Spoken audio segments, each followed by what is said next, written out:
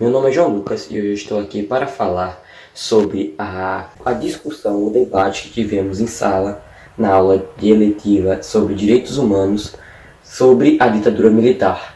Primeiramente, precisamos entender o que foi a ditadura militar. Ela foi a tomada do poder pelos militares, obviamente, no Brasil, em 1964.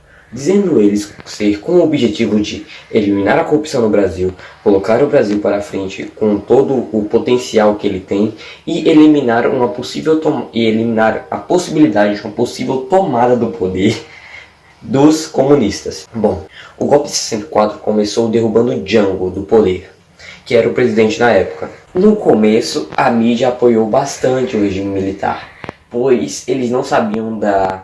Como é que seria a palavra correta? Merda que estava por vir.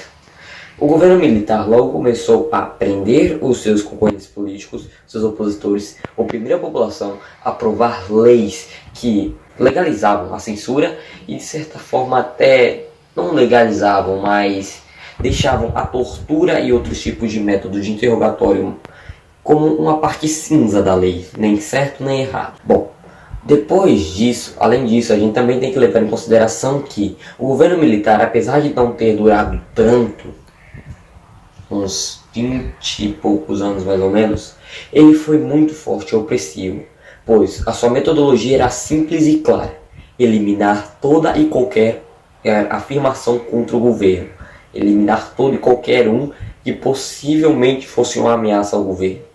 Claro, também não podemos esquecer que as pessoas que estavam lutando contra o regime militar, às vezes, hoje em dia, na verdade, contam meias verdades, que dizem o seguinte: queríamos derrubar o governo, instituir a democracia novamente, etc. Só que na verdade isso não é verdade. O que eles queriam mesmo era derrubar o governo militar novamente e instaurar uma ditadura de direita, uma ditadura socialista. Mas, como a história já provou, eles não foram bem-sucedidos e a democracia voltou. Além disso, o governo militar também é conhecido pelas suas obras faraônicas inacabadas, como por exemplo a Transamazônica, que era uma rodovia que teoricamente expandiria o acesso da população ao norte, com uma rodovia gigantesca, toda pavimentada e bem construída, levando até lá.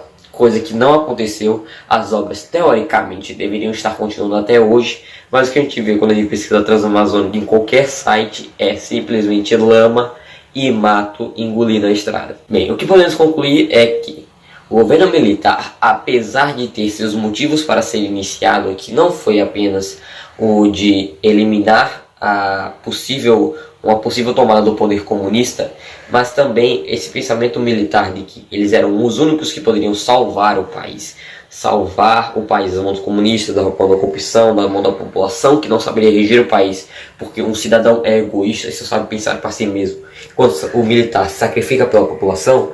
Foi instaurado desde a época do Império, muito tempo atrás, até na época da primeira guerra que o Brasil desenvolveu, que foi a Guerra do Paraguai. A Guerra do Paraguai, o Brasil tinha um exército totalmente desorganizado e não funcional. Mas, como eles entraram em guerra, o Brasil precisava urgentemente de um exército funcional e eficiente. E como nós sabemos, o Brasil foi um dos ganhadores da guerra. Mas o que o governo na época e até os governos posteriores fizeram em relação a isso foi simplesmente dizer basicamente o seguinte: vocês fizeram seus papel e é isso, vocês não vão ganhar nada, nenhum reconhecimento, nenhum mérito, nem nada. Isso plantou na cabeça dos militares a semente de que eles eram os únicos que poderiam salvar o país. Coisa que só foram se confirmando na mente deles, é claro, com os escândalos de corrupção, com o Brasil não se desenvolvendo, com os outros países interferindo na política interna do Brasil e etc. Coisa que continuou ocorrendo e muito forte dentro da ditadura militar. Ou seja, o que eles fizeram foi basicamente a mesma coisa que todo mundo estava fazendo, só que de forma mais clara e mais violenta.